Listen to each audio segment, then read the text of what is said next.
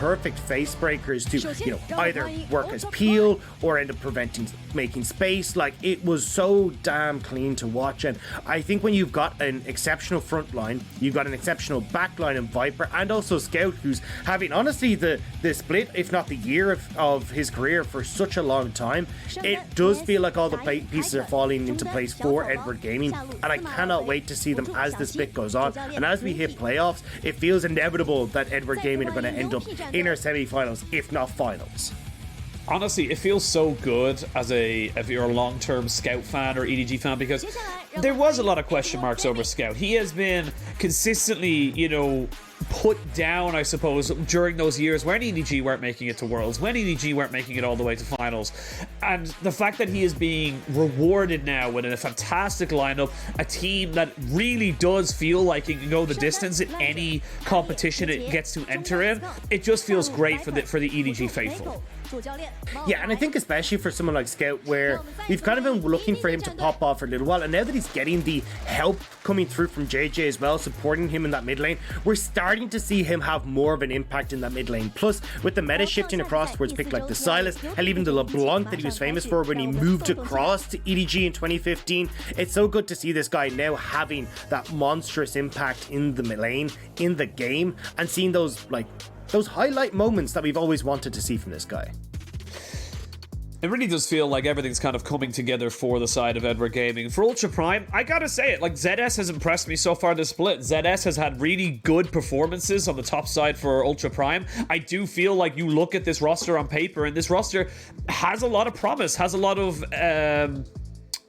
potential to be able to push towards getting a couple of extra wins on the boards. SMLZ, Hacker, ZS, these guys have been around for a very, very long time, but they have proven time and time again that they have got a level, if you will, that is good enough to compete with the big boys. It just hasn't been consistent enough, and it really does feel like they just need to get that one last little bit of consistency to make the whole puzzle look perfect. Yeah, and I remember back when I was watching, you know, LPL 2018, where we're kind of looking at like Hacker being on Suning. I was like, this guy is so good. He's working with Xiao Al, where I was like, this guy looks awesome, and I cannot wait to see more of this. And then it kind of, Hacker just slipped away kind of into, unfortunately, a bit of irrelevancy as he started further and further down when it came towards these lineups. So as we said, like, highlighting this guy, he looks really good in the early stages. And when you've got someone like ZS, who I think looks really good on these more kind of engage-orientated champions, like the Set, like the Volibear, the Renekton, where you can actually play that beefy front line, I'm expecting to see, or hoping to see, a little bit more from Ultra Prime here. But as we said, like, unfortunately, they are kind of the underdogs coming into today. I think that is an understatement, if I do say so myself. But we are going to jump into picks and bans. The Karma, the Akali, the Set, Zinzao, and the Renekton all banned away. We are starting to see the priority of this Akali go up and up and up as we burn through these patches, and finally seeing her on the permaban list is a welcome change, I feel, for most people who would be going against assassin mids. She's so damn strong. Like, it's absolutely insane. And Riftmaker as well, giving you so much Omnivamp, means it's so difficult to actually deal with her. But with Nocturne ban, we are going to see the Lee Sin left open. Ultra Prime have been picking that up towards that top side for ZS, and that has been a pretty high priority at the moment. So I wouldn't be surprised to see that taken away. If not, EDG are pretty happy to give that to Flandre, JJ, Scout, but yeah, it will be taken off by Ultra Prime here. Pretty Boggs standard first pick here. Really something you cannot give over to the likes of Scout or Flandre. Of course, we did have Doinby's pentakill last week on it as out of nowhere, so definitely a pick that can carry if you needed to. But the Gwen locked in here for the side of EDG, and they've shown, specifically with Flandre, that they are not afraid to just kind of blind pick these solo lanes, get them an early power pick, because they know they're just going to be able to out-team fight later in the game. Yeah, especially with the power picks like the Gwen, like the Viego as well. You know you're going to have a pretty okay time. I was kind of surprised, though, not to see EDG take the Ezreal here. I thought they'd go with the Ezreal for Viper, and that means that then at least you can, like, put attention towards this Gwen in the top lane, because oftentimes we see Gwen not running things like the Flash, so being able to have JJ play through Scout and through Flandre could help out quite a bit. But as we said before, EDG very much focused on these early dragons, so maybe looking instead to try and pick something that gives them the opportunity to have a bit more priority in that early laning phase. speaking of opportunities, we are going to see the SMLZ Xiaoxi Thresh Aphelios combination, and this is something that SMLZ has shown he is totally comfortable with. He's able to put the team on his back and be able to carry with it, and now it's going to be on the onus of EDG to make sure he does not get to that 2-3 items, 200 years of engineering Aphelios that we all know and love. Yeah, and I mean, he's only picked it up twice, but has a 5 KDA on it, had a 50% win rate. We all saw that clip where he had that monstrous Moonlight Vigil to shut down the opposition, but we're going to have to see if he can have that same plays, and as well as you said, Xiaoxi, so damn good at these hook champions. But as we move in towards this next laning phase with no jungler really locked in on Ultra Prime, unless Hacker decides to take that Lee Sin, we are going to see EDG taking away the Rumble, potentially take away things like the Udyr, and trying to just make Hacker that little bit uncomfortable. Now, Hacker's actually been our premier Lilia player, so we could end up just seeing him going back to that pick. It has been kind of his bog standard and his most played, despite the fact he's the only one picking it up. Honestly, I would like to see EDG ban it away. You know, you're taking away AP junglers. It would kind of force him towards something like a Diana, which maybe they have a solution to, but those would be the two picks, the Diana and Lilia, I would be very much looking towards in this final ban from EDG. Ultra Prime, though, they're going to be banning away the engaged supports, so they're going to ban away the Nautilus. I wouldn't be surprised to see them ban away the Leona, as the EDG, instead of going with the Lilia, they decide to go with the Diana instead.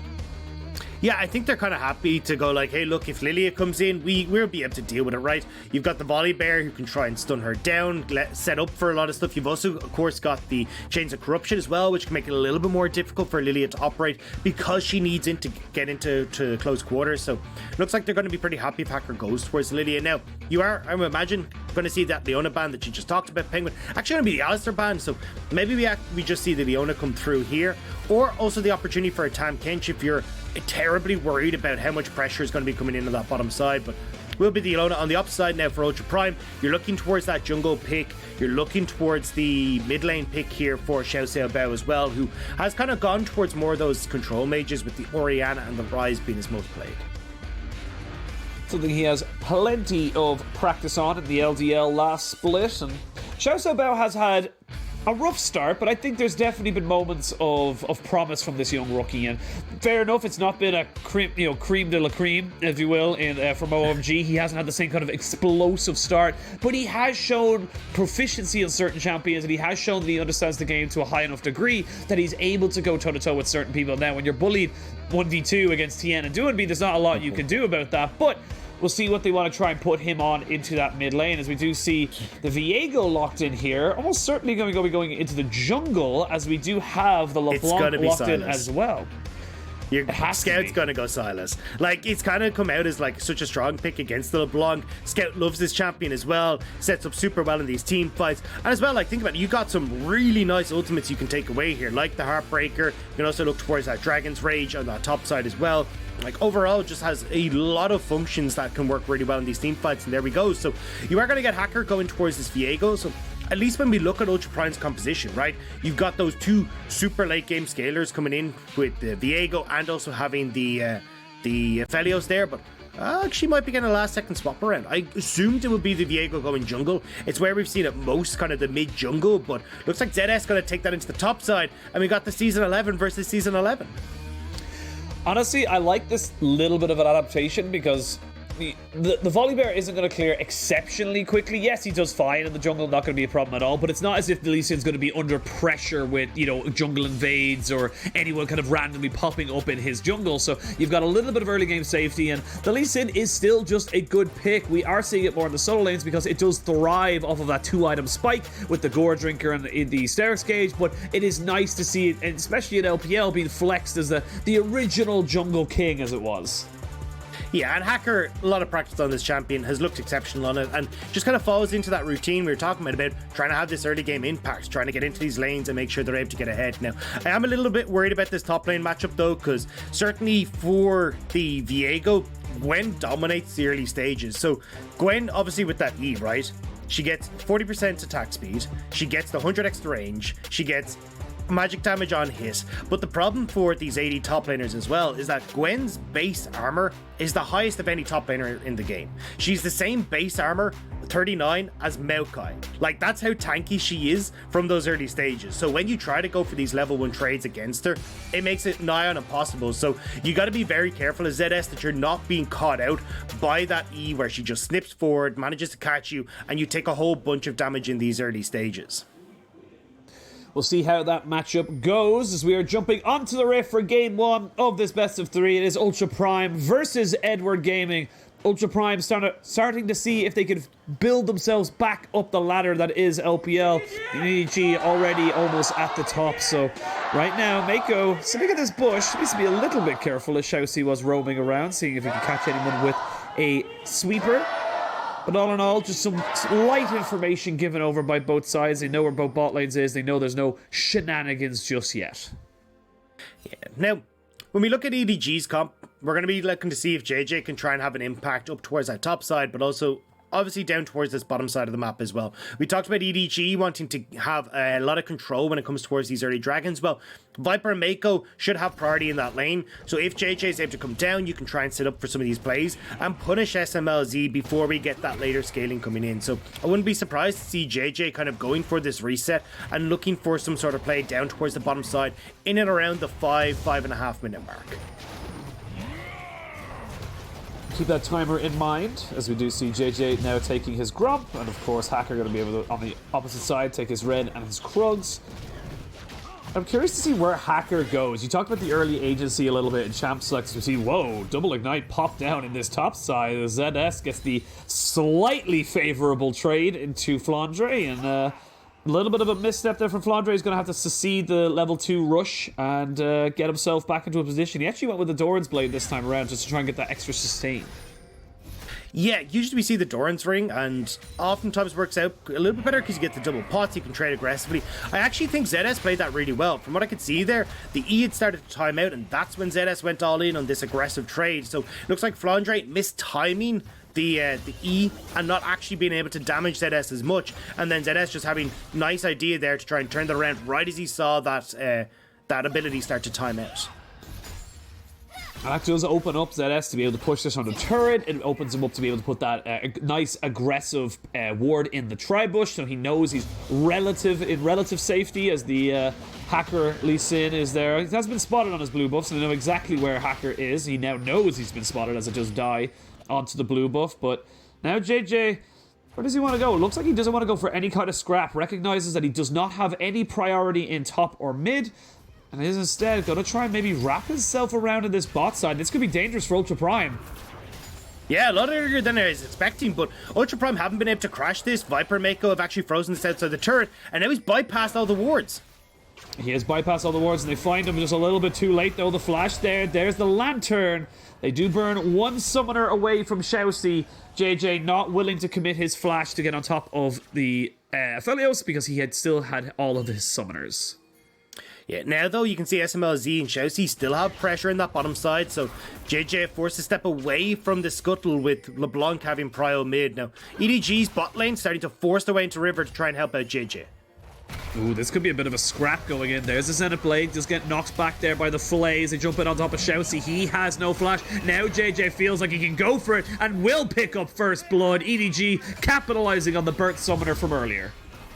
Yeah, just be able to catch out Shousey there, and that's kind of the danger of going for that play, especially with how spread out Ultra Prime were. And as well, they never got the scuttle there for Hacker, so for JJ, he still has the opportunity to move back up. Actually got a reset, not realizing that Hacker hadn't taken that, but still the opportunity to at least answer for the clear that Hacker has gone for. I have to quickly look at my minimap there. I was like, did they take it? There's a ward there, but it's kind of small, but I think you're absolutely correct. Did not take it. We do see Xiao Xiaobao going back into the mid lane. Scout a level down for the moment, but still scaling up. Will do rather nicely into this matchup once he hits that level 6, as he's able to mimic and copy all of the LeBlanc's abilities. And for the side of Ultra Prime, this is not really what you want to be seeing. Yes, it's only Shousey. You didn't lose SMLZ, but you can start to see that pressure building, and it is very much going to be on SMLZ's shoulders to kind of carry them throughout these kind of team fights that we know EDG are so damn good at. Mako going across enemy lines there. I was a little bit worried because I could see Xiaoxi moving up river and Hacker also there in the jungle, but not going to go for it and just going to pop that shield on the Rift Herald or Rift Scuttler now to let JJ pick that up. And this is kind of the timing that we were talking about, right? Like, look at where Viper is frozen this lane on bot side. You can either keep this lane frozen here and make it really difficult for Xiaoxi and SMLZ to actually get anything on this bottom side, or they can hard shove it, and now you can look for the reset off with Scout and also the big wave that's built on the bottom side to turn this in towards Dragons. And EDG, we already said, look, they're first in when it comes to that first Dragon rate and also the number of Dragons they get per game. Ooh, they're going to land the Sonic Wave onto Flandre, who gets slowed down as well, but ZS not really in a position to follow up. The beauty of going no flash top is that, yes, the Gwen doesn't have it, but your Viego doesn't have it either, so can't really follow up in any kind of significant way unless they are 100% ready for it. Scout did TP back into the mid lane. It took about half of the HP off of Xiao Xiao Bao, and this is where it starts to get a little bit more difficult. You can see, I love this from Xiao Xiao Bao. Immediately goes for the Oblivion Orb, recognizes the healing is going to be absolutely monstrous from someone like the Silas, and just trying to keep this matchup as even as possible. Yeah, we see that an awful lot against people like the Silas, especially because we've gone back towards that Conqueror rune in the Silas. People are now opting to go for the Kingslayer max instead of going towards like the Fleet Footwork with the Chain max, so you end up getting a lot of healing in this lane, and it makes sense against the LeBlanc as well, because with the trading pattern you get in this lane, it's about trying to, as LeBlanc goes in with Distortion, trade really aggressively against her, use that Kingslayer after you've taken the full burst damage from Xiao Xiao Bao, and then trying to follow up with your own Chain Lash as Xiao Xiao Bao returns to his own Distortion. So a lot of back and forth and a lot of mind games going on when you look at this matchup in the mid lane. Just looking at Hacker, hasn't really had the kind of early game impact that we wanted to see from him on these Lee Sin. Has definitely tried, but not really getting the right kind of cement down to build the foundation upon which Ultra Prime can build a potential victory. SMLZ down to about a quarter of his HP. He needs to be so careful. Has got the Gravitum and the Crescendum, but will be working towards the, I imagine, the Severum as his next few guns as he tries to stay in lane. But this is the power of a Varus Leona. Just so much kill pressure in this lane. Yeah, and we're not even talking about the level 6 being hit, right? And you've just got JJ who's hit level 6, who straight away is like, you know what, I'm playing around bot side. There's the Dragon that he's starting up. If you stay around as SMLZ, you are in dire traits, because you've always got to worry about that dive coming through from JJ, but he will get the reset. So again, we talk about Viper and Mako being these big carries from the bottom lane. Well, already you can see that they're putting that force down, getting this CS lead for themselves, and it's why this bot lane has become such a nuisance for everyone in the LPL. Well, Scout gonna get Flash away as he does get the chain down. They do land the Sonic Wave and the Dragon's Waves. JJ is not quite in position. Nice receive there from Ultra Prime, able to catch out the EDG mid laner. Gorgeous from Hacker as well. The Flash Dragon's Rage to make sure the Xiao Xiao Bao can get the kill. Silas isn't underneath the tower and they're able to burst him down. And this is something that I love seeing from especially aggressive mid laners, is the jungler giving them a little bit more attention. It was one of the big criticisms I had from like a lot of these LDL guys that were coming up, where they just weren't getting the attention. Like people like Captain on TT were like, okay, they picked this LeBlanc pick and then be left to their own devices. They'd never get a lead. They couldn't actually get out on their own because they didn't have that help, or at least that little nudge to get them into position. Now though, you got Xiao Xiao Bao who's managed to get this help. Scout goes down, and you've got Xiao Xiao Bao now open to go for these plays, go for kills, and a little bit more go in his back pocket. Just a very smooth little pick potential there. They recognized the dragon had just gone down. They had an opportunity over the next few seconds to go for something. Speaking of going for something, Hook lands. It's only onto Mako, and he pops himself the W, so he should be totally fine to take up that little bit of health, but great start there into the mid lane. But I think the biggest issue right now for the side of Ultra Prime is this bot side. You're about 20 CS behind, maybe about 15 once this wave gets eaten up by the Aphelios. That's where this game can get a little bit dicey. You hit one or two good piercing arrows now from the side of Viper. This Aphelios is just null and void. Oh, I'm gonna say that. They're gonna go, whoa! Okay! And that is the power of the Blighted Quivers you get with the Varus on the Q. That is just an insane amount of burst damage. And again, we're seeing EDG pick up these 2v2 kills. They're going to look for even more as SMLZ is forced to flash. Yeah, that's going to be the fourth duo lane kill now for the EDG bot lane as we get that pressure towards top. We do have a little bit of pressure. Sonic Wave does not land. We're going to see the Viego ultimate committed as the mist goes down. The Ignite is ticking onto Flandre, but they're actually able to trade the Lee Sin first. Now we got a bit of a switcheroo as the Viego is now the Gwen, and he's trying to get himself out. Does get the reset on the ult and gets himself to safety. Still able to pick up the Rift Herald, but 2 kills to 1 in favor of EDG. It's all about where this Rift Herald goes, which is going to be important for Ultra Prime. I just think it's unfair that, like, Ultra Prime and Draft give across. Oh my god, hang on. Chelsea Abell's gone. He's deleted. I don't know exactly what happened there, but he's gone from the map, and that's all that matters at this point as JJ gets himself in, gets himself his 3rd kill of the game, and it's about a 1,500 gold lead now for the side of EDG as they're taking away camps, they're taking away experience, they're taking away everything from the side of Ultra Prime. Yeah, and this is something we've seen actually a lot from Xiao Bao, where, look, as we said, this guy's only just coming up from the LDL, has a lot of promise, but he does tend to go a bit over aggressive in laning phase, ends up giving over these kills pretty consistently. Now, it is only the first one of the game, but you can see, right, 3 kills now for JJ. Scout's in a good spot, and we're going to get the replay here as Xiao Bao sitting just below half HP, and Scout, I'm assuming, just comes over the wall with the chains. Yeah, distortion's in. Go? He's got nowhere to go. You're done for. Bit of an unforced error there from Xiao Bao, and very much giving over a lot of agency to the side of Edward Gaming. They're able to get themselves some wards down. They're able to get themselves a push in the mid lane as well. Get a free reset, of course. So Scout has got his TP available. Doesn't have to use that to try and push back into mid.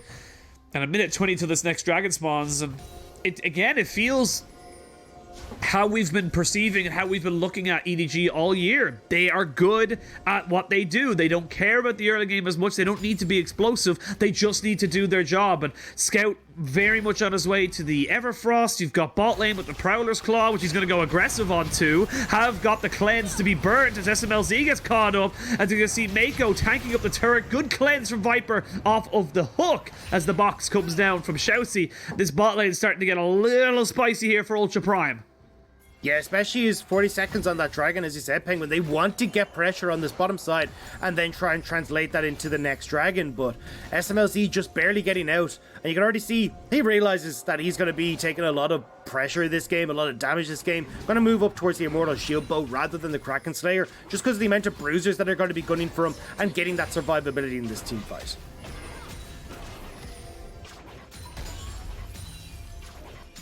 Plenty of pressure here from EDG. They've got the push in mid. You can see JJ so powerful with his Divine Sunderer right now. Can just walk up.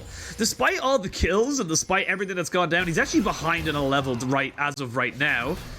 ZS and Flandre going 1 for 1 as we see Scout forced to flash. They land the Sonic Wave. Will he be able to take down the kill?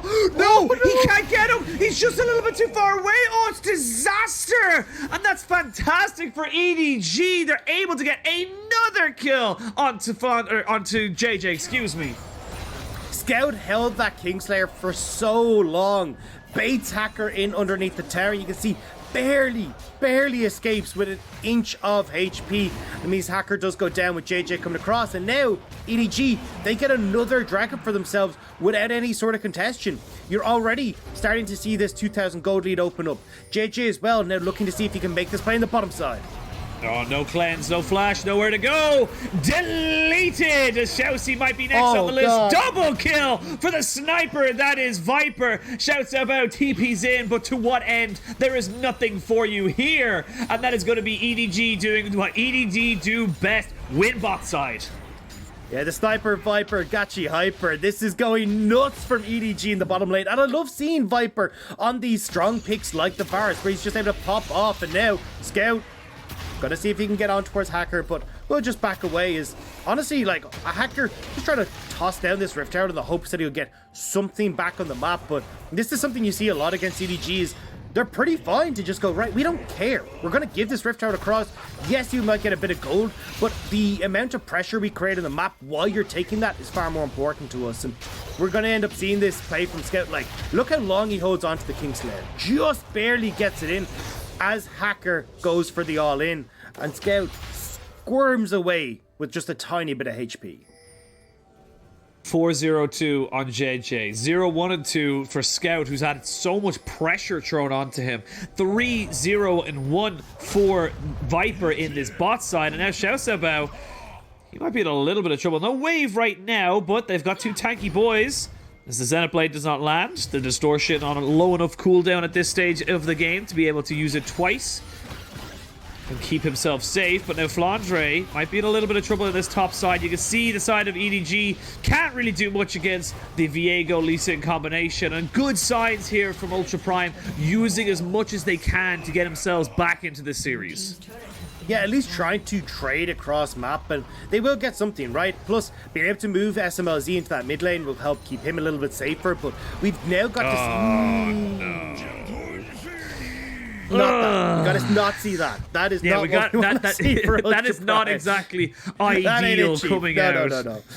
I don't know what it is, but that ain't it. What I was about to say is that I wanted to see them actually like start to use ZS. Like, this is where he's got to be the big carry. He looked like he's going to be going towards that wit's end as well. Like, he realizes, hey, look, against Gwen, even the Silas, the mixed damage from volley, having that little bit more resistance is going to be great. But ZS needs to be the carry now. This guy's been set up to succeed. He's the one that's got to start moving around the map and making sure that Ultra Prime can try and claw their way back into this game and buy time for SMLZ to get towards his items.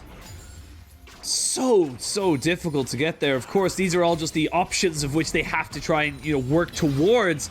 Very, very much easier said than done, as EDG now start themselves up on the Rift Herald. 2 minutes until the Dragon spawns. That will put them onto Soul Point. It is a Mountain Soul. We weren't able actually to talk about that as there was too many fights going on, as EDG now really starting to pick up the pace, working through the gears. And I think that's the best way I can describe EDG as a team, is that they are just a team that is just like going up through the gears in a car. You started first, it's like, all right, cool, grand, no bother. Up to second, all right, getting a bit faster. Third, fourth, fifth, they're too fast. There's nothing you can do. They're on the S-Bahn or the Uber. I can't remember what it's called in Germany. I can't remember exactly the track is called, but they're just.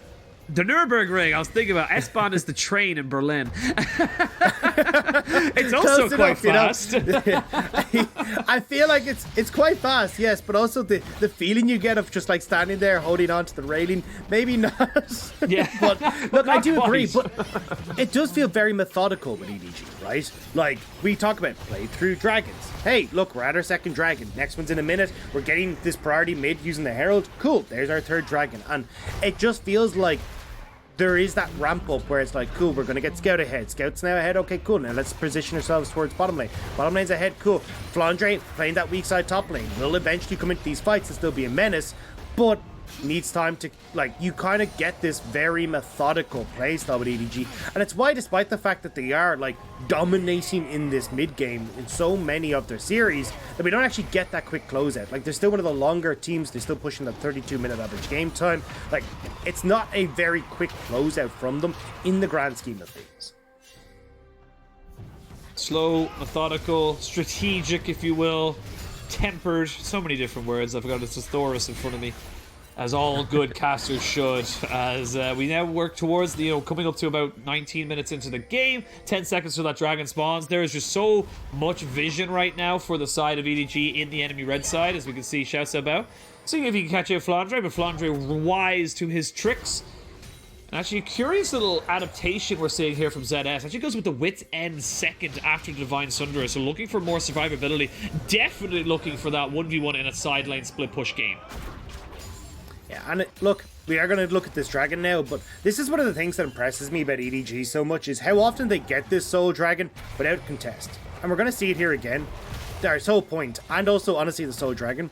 But it's mostly because they've actually created such a large lead for themselves that it's not impossible for the opponents to actually contest them. I mean, you've got that mid lane completely shoved in, bot lane is shoved in, Flandre's pushed out that wave in top. Like, there's too many pressure points in the map for Ultra Prime to be like, cool, we are safe to go and start fighting out this dragon. And even if you do, you know that you've already got like 2 items completed on towards Viper. Scout very quickly working towards that Banshee's Veil. It doesn't feel like you're actually in a position to fight. And this happens so damn consistently for EDG that it feels like daylight robbery how often they get to the third dragon with no one fighting them. Yeah, it feels like even if you wanted to, you can't. It's just a death sentence at that stage, and it's better just to let them go into the third Drake position rather than fight them and lose even more at that particular position, because you see them there. Like, we talked about the vision, you talked about the setup. There's just so much there for the side of EDG, as we can see Shao Sabao. I think that is the most relatable reaction to seeing JJ and Scout in that bush for the side of Xiao Xiaobao. Just a perfectly set up thing, as Mako is on the Leona. It's fairly tanky, but not quite able to be taken down. The Solar Flare not going to land just yet. Chain of Corruption misses as well.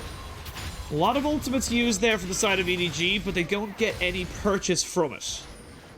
Yeah, all they're trying to do is get vision in this bottom side jungle, right? So Scout has a little bit more wiggle room to go towards his bot lane turret.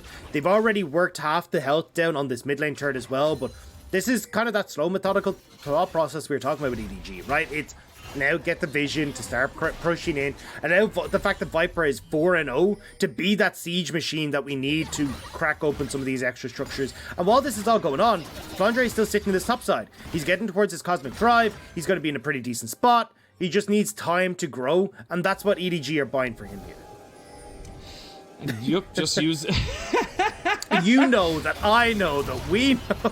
Yeah, there's a lot of plans upon plans, but they did not plan for that as ZS does fall. The support from EDG was first there, and they're able to capitalize on that fight. They end up taking out the top laner that is ZS, and we can see now Shousey force a flash away, but there's Hacker taking a lot of damage. His Chain of Corruption did land onto the jungler of Ultra Prime, but the Zenith Blade is good on the Shousey, who has no longer got a flash. And now EDG, after taking 2 kills, after burning so many summoners off of the side of Ultra Prime, may look for this Baron. And they're going to be able to get it again. Like, you've already made the picks. No support, no top laner. Now, ZS does have his teleport to get here. But do you really feel like Ultra Prime can fight right now? They haven't hit their items whatsoever. Hacker just taking so low, goes in, but immediately deleted. There will be no Baron stealing today for Ultra Prime. And now EDG, they're up into 3rd, maybe even close to 4th gear right now. 2 minutes until that Mountain Soul point, and they have a 7,000 gold lead. And this is kind of what we expected, right? EDG, the team that right now, if they win this series, become the top place team in the LPL. Like, this is what we expected from them against teams like Ultra Prime, where it doesn't even feel like you get a look in. It's just so smooth, so clean from EDG, and how they're able to close out these games. And even players like Flandre still being so relevant, still being so annoying to deal with from the side of Ultra Prime, despite having gone down 2 kills, despite having tried to put a lot of pressure into that top side, despite ZS literally building specifically for that matchup with the Wit's End. There's just not a lot you can do. You're just too far behind. This Viper Sniper, 3 items as he gets a cleanse, flashes away as well. Now ZS goes a little bit too far forward, and he might be caught out. Yes, he is. But finally, Viper does go down. Xiao Xiaobao stretching all the way with all his dashes and his flashes to pick up that kill. Now JJ searching, posturing for something around this red buff. Looks like he's going to be waiting here for Scout. Wait a second. Oh, don't know about that one, Chief. JJ gets himself out, but Scout wants to go back in. The Zhonya's has been hit here for Scout as he does go golden. Yes, EDG, you are far ahead, but you're not that far ahead. You still have opportunities here from the side of Ultra Prime. They get themselves a kill. They lose 1 for 1, but they get out with their lives. I just want someone to, like, remix a couple of the plays that we've seen just with the nope sound effect, because we saw Xiao Xiaobao hopping out of there real quick. I think JJ had took a similar page out of that book, but you can see here Viper, he went way too far here. Didn't realize that ZS was there. ZS gets a nice stun, burns the cleanse, and then a Xiao Xiaobao able to follow up really effectively here. Flash forward, manages to pick him off just with the electrocute damage, and then move back to safety. Oh wow, okay. We might be seeing another pick off here as Shousey taking ever so low, but the TB on the backside is what I'm going to be looking at right now. It's now going to be a 5v4 as here comes Flandre using that needlework to just stitch everyone down. Snitches get stitches as Flandre gets himself back into this team fight, back into the ascendancy, has the Zhonyas as well, but they're not done. EDG, Scout flash forward, not quite able to land onto anybody just yet. They're going to be eventually taking him down. That's going to be Hacker falling off as ZS finds himself on top of Viper, but it is Viper and JJ who take him down. It is a near 10,000 gold lead. It's going to be Soul Point, and this game feels all but over right now for Ultra Prime. Yeah, again, it just felt like EDG were in the driver's seat this whole time. There's the kick on towards Xiao Xiaobao. Oh my god! There we go. We're going to go for the fight once more. As you can see, Scout just tanking up just a little bit too much, but they won't care. EDG know that they are the ones in charge. They are the ones that are at large, and they are the ones that are going to be able to break open this base. Yeah, and now it becomes so much more difficult as well to like even look to make this composition from ZS or from Ultra Prime work, right? Because Chesed Bao's assassination potential against the Mountain Dragon just doesn't do a huge amount. SMLZ as well still needs time, as JJ, the Lone Warrior, might need some help. The lone bear is the deadliest. You don't corner an animal, Dagda. You corner an animal, they're willing to do anything to get out of it. And that JJ had his friends coming back into him. He is 5-0-6. He has been honestly so on form this game. Yes, he's down a little bit in CS, but that does not matter because he's just been farming champions. Yeah, it's amazing to see the progress JJ has made, because it feels like we're again moving over towards his more gank orientated style with this meta. When we're looking at like him versus Junja from this time last year, like a lot of people are like, we actually prefer Junja, we prefer JJ, but JJ is certainly coming in and just kind of stomping out that conversation. Everyone's on the JJ hype train. This guy looks insane. He's playing so damn well. And one of the things I always loved about JJ was his ability to find these objectives, was his ability to understand, hey look, this is where I can path on the map, to make sure that we're able to get these early dragons, get these rift heralds for themselves. Now, EDG not so worried about rift heralds anymore, but definitely the dragons stacking has been because of JJ. And honestly, just the mentorship he's been able to receive from Clearlove, one of the OGs, if not the OG, if you will, if you're counting contract numbers on for the LPL. This guy has been, 001. The guy was literally the first contract to put on the database, and having that guy in your corner, telling you all these different matchups, and also just competing with you technically as well. Like JJ, yes, is the starter, but Clearlove is there in the background. Clearlove is still very high in Korean solo queue as well as Chinese solo queue, so you always have that little bit of competition, and it really has just looked like it's worked complete wonders for this man. And EDG are reaping the rewards as he has just gone from strength to strength to strength. We had a couple of criticisms maybe in the start of last spring, a couple of criticisms of course in 2020, and he's just gotten better and better and better, and I feel like the meta right now for EDG as a whole just suits them down to the ground.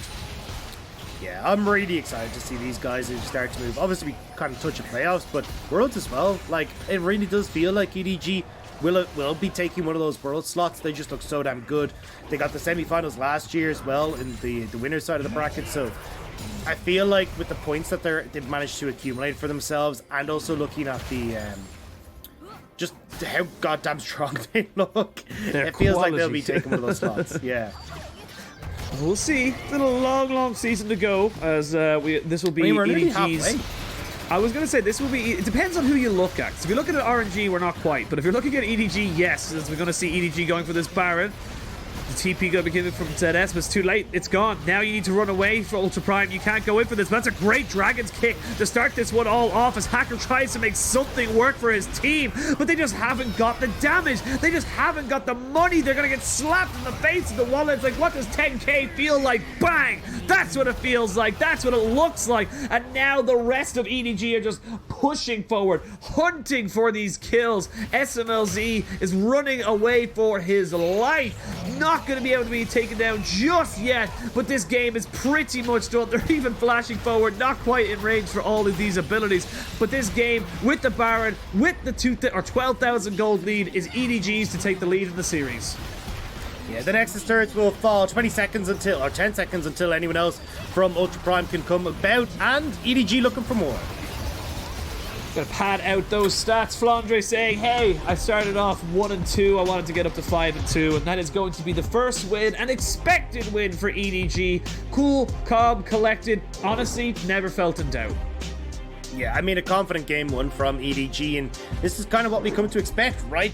Domination in that bottom side of the map. 20 CS lead, 2 solo kills going across, and then you get JJ coming into the mix as well.